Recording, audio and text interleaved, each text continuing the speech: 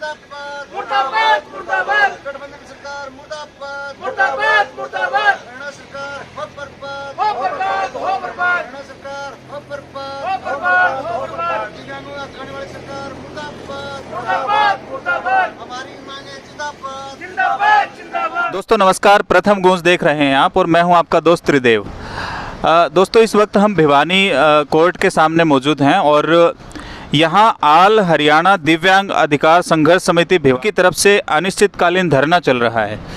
इनकी मांगे क्या हैं? बताया जा रहा है कि 1.5 साल से ये लोग बैठे हैं। इनकी मांगे क्या हैं, किन मुद्दों पे ये बैठे हैं, सरकार से इनकी क्या लड़ाई है, क्या आखिर ये लोग चाहते हैं, इनसे इन मुद्दों पे बात करते हैं। हमारे साथ मेरा नाम सुनील पवार है और ऑल हरियाणा जो हरियाणा के अंदर जितनी सोसाइटी है उनका प्रतिनिधित्व मैं कर रहा हूँ।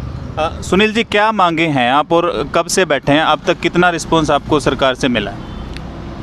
देखिए, अभी तक सरकार की तरफ से कोई रिस्पांस उचित मिला नहीं है, खाली आश्वासन अभी तक मिलता आ रहा है। हम 2012 से लगातार संघर्ष करते आ रहे हैं। सरकार के साथ हमारी बातचीत भी हुई है इस संबंध में, मांगों को मनवाने के लिए नोटिफिकेशन भी करवाया है, तो अभी तक सरकार ने उसका पूर्णतः रिजल्ट कोई उचित नहीं दिया, जिसकी वजह से अब आज ऑल हरियाणा दिव्यांग अधिकार संघर्ष समिति के बैनर के नीचे लघु सचिवालय भिवानी में 582 दिन से लगातार डे नाइट यहाँ पर दिव्यांगजन बैठे हुए हैं अपनी मांगों को मनवाने के लिए। सबका साथ सबका विकास सरकार का मूलभूत ये नारा है।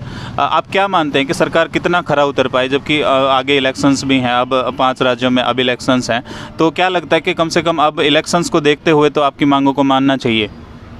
देखिए, इलेक्शन को देखते हुए मांगों को नहीं मानना चाहिए, बल्कि सरकार का दायित्व है कि सरकार को जो इस समाज का सबसे कमज़ोर वर्ग है वो दिव्यांगजन है। वो चलने फिरने में असमर्थ है, बोलने सुनने में असमर्थ है, देखने में असमर्थ है।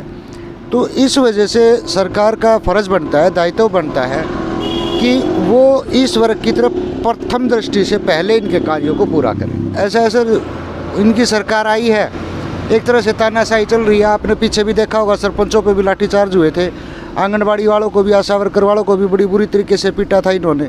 बाद में अभी कुछ चंद दिन पहले की बात है कि नोटिफिकेशन निकाल दिया, नंबरदारों की कोई आवश्यकता नहीं है। तो उससे पहले भी किसान भाइयों ने आंदोलन किया था दिल्ली में, लगातार 3 काले कानून पास करे, तो इन्होंने वो मजबूरी हो गई थी, इन्होंने वापस लेने लिए थे।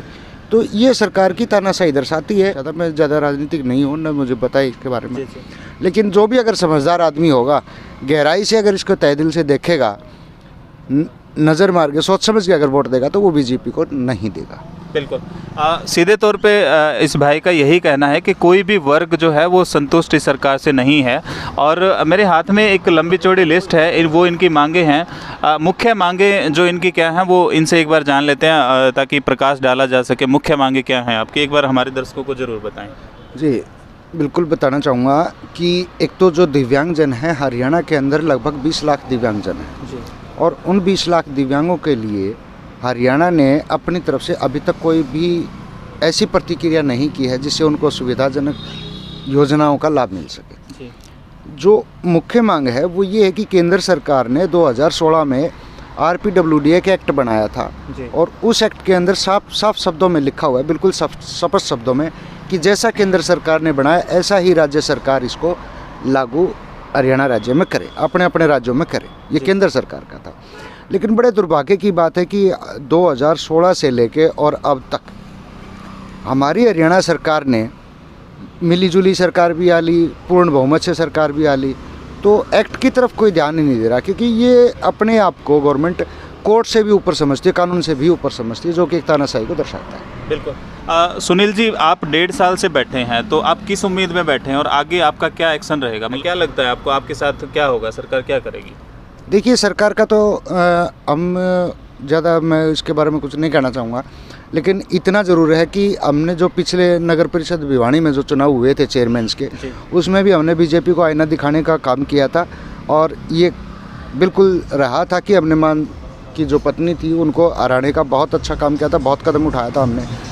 गली गली जाके, नुक्कड़ जाके हमने प्रचार प्रसार किया था, और पूरी जनता को हमने ये बता दिया था कि हम इतने दिन से बैठे और ये मांगे जो जिला स्तर की हैं ये पूरी नहीं करवाई बीजेपी आज तक, तो इनको वोट ना दे। हमने अपील की और उसका नतीजा आप सबके सामने है। मतलब सीधे तौर पे ये माना जा सकता है कि 20 लाख शायद आपने संख्या बताई हरियाणा में है दिव्यांगजन जो हैं, तो 20 लाख लोग जो हैं बीजेपी के खिलाफ जाएंगे अगर आपकी मांगें नहीं सुनी जाती हैं तो? बिल्कुल ये श्योर है जी। हमारी अगर जो एक्चुअली मैं पीछे से थोड़ा सा लेके चलता हूँ आपको।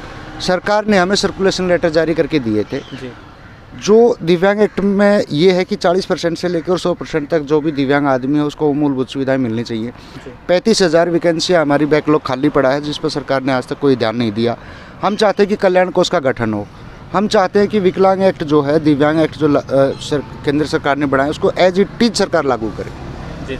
जिससे दिव्यांगजन को हर प्राइवेट में, हर सेक्टर में, चाहे वो मॉल है या कोई सरकारी डिपार्टमेंट है, कहीं भी है, वहाँ जाकर के उसकी सुविधा अनुसार उस बिल्डिंग को बनाया जाए, उसकी सुविधा अनुसार उसको हर क्षेत्र में उसको आरक्षित किया जाना सुनिश्चित करें। और सरकारों की अगर बात करें, जैसे राजस्थान सरकार है या पंजाब सरकार है, वहाँ पे जो दिव्यांगजन है उनका क्या हालत है? उनको ये तमाम सुविधाएं मिल पा रही हैं कि मतलब उनको भी नहीं मिल पा रही? बिल्कुल मिल पा रही हैं। जो हमारा पड़ोसी राज्य है राजस्थान, वहाँ 40% जो डिसेबल्ड पर्सन है उसको पेंशन की सुविधा भी है और उसको बस पास के लिए कार्ड भी बना रखा है। जी जी जी, ऐसा है। लेकिन हमारे यहाँ क्या है कि पहले बनाते थे 100% वालों की, फिर बनाने लगे 70 वालों की, अब बनाने लगे 60 वालों की जी। और उसमें भी कैटेगरीज बांट के रख दी इन्होंने, भाई इतनी उम्र से लेके इतने तक नहीं बनेगा, इतने से लेके इतने तक नहीं बनेगा। ये सब रूल्स गलत है सरकार के, ऐसा नहीं करना चाहिए। कुछ एक दिन पहले अमित शाह जी आए थे करनाल में, तो उस दौरान है ना एक दिव्यांग की तरफ से जूता फेंकने की कोई घटना सामने आई थी। तो पूरा मामला क्या था, आपकी जानकारी में है? क्योंकि हमने तो मीडिया के थ्रू ही सुना है कि वो भी परेशान था, उसकी पेंशन नहीं बन रही थी या उसकी वाइफ की शायद नहीं बन रही थी, पता नहीं। आपकी नॉलेज में है ये जानकारी है आपको? जी बिल्कुल मेरी नॉलेज में है। और वो मैं तो मेरी तरफ से दिव्यांग नहीं कहूँगा, हमारा मजबूत सैनिक है वो, जो शाहबाद से, कुरुक्षेत्र से जो हमारी नेतृत्व कर रहे हैं टीम का, तो वो हमारा सैनिक है और वो बिल्कुल जायज़ था। पिछले साल 10 महीने तक दिव्यांगजनों की पेंशन को रोक दिया गया था, या दिव्यांगों पर जो आश्रित पत्नियां थी, बच्चे थे, उनकी पेंशन को रोक दिया गया था। वो ये कह के रोक दिया गया था कि गलती सरकार की, भुगते आम आदमी। जी जी। इस चीज़ का जो रोष वो बता रहा था कि मुझे रोष है, मुझे रोष है, बार बार ये बातें की जा रही थी। वो इसी चीज़ का रोष था कि वो दिव्यांग व्यक्ति हैं और दिव्यांग व्यक्ति जो 100% दिव्यांग होता है उसकी पत्नी की भी पेंशन बनती है, बच्चों की भी पेंशन बनती है, जो सामाजिक सुरक्षा पेंशन है वो बनती है।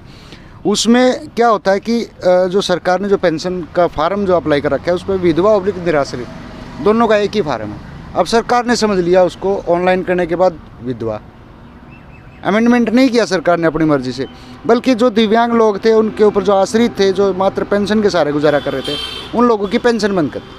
मतलब हम ये मान सकते हैं कि वो इंसान सच में दुखी था जिसने अमित शाह की तरफ जूता फेंकने की कोशिश की? उसका अपना रोष प्रदर्शन था। जो अमित शाह जी हैं वो केंद्र सरकार के मंत्री हैं और हमारे केंद्रीय मंत्री, गृह मंत्री भी हैं, लेकिन अपना रोष प्रकट करने का, अपना रोष जताने का वो सबको अपना अधिकार है। स्वतंत्र भारत के स्वतंत्र नागरिक है और उनका अधिकार भी था। ये बात भी सही थी कि उस आदमी ने आने जाने का किराया तक लेके, उसके पास पैसे नहीं थे, पेंशन के मात्र सारे गुजारा था। अब 10 महीने एक विकलांग आदमी, दिव्यांग जो आदमी है वो कहाँ से ला के देगा? उसने अपनी पत्नी के गहने बेचे, उसने हमारे पास समस्याएं ऐसी बताई, फिर भी हमने उसको मोटिवेट किया कि आप किसी भी हद तक जाके, किसी भी तरीके से जाके और इसको सुचारू रूप से पेंशन को करवाइए। हमने भी यहाँ से उसको काफ़ी सपोर्ट किया है, लेकिन लास्ट में मजबूरी रही कि उसको अपनी पत्नी के गहने तक बेचने पड़े। और बड़ी भ्रष्ट सरकार है ये, इस सरकार ने पैसे खाए हैं तभी तो वो उसके। आपने जिक्र किया कि हम जो कैंडिडेट्स हैं बीजेपी के उनको हराने का काम करेंगे, आप जिताने का काम किसको करेंगे? मतलब किसकी तरफ आपका रुख रहेगा आने वाले इलेक्शंस में? जो भी राजनीतिक पार्टी अपने रोस्टर में, जो भी राजनीतिक पार्टी अपने रोस्टर में अपने जो मेमोरेंडम लेके आते हैं, वो जिसको घोषणा पत्र बोलते हैं, उसमें दिव्यांगों के बारे में, दिव्यांग एक्टों के बारे में या दिव्यांगों की प्राथमिकता के बारे में जो भी लिख के घोषणा करेगा, हम उसको सपोर्ट करेंगे। जूता फेंकने वाली जो घटना है उससे निकल के आया, उससे जब वर्जन लिया गया, उससे बात पूछी गई कि आप किस पार्टी से जुड़े हुए हैं, तो उसने आम आदमी पार्टी का नाम लिया। हम मान सकते हैं कि आम आदमी पार्टी की तरफ आपका रुख रहेगा? मैं इस बात को बिल्कुल नकार दूंगा।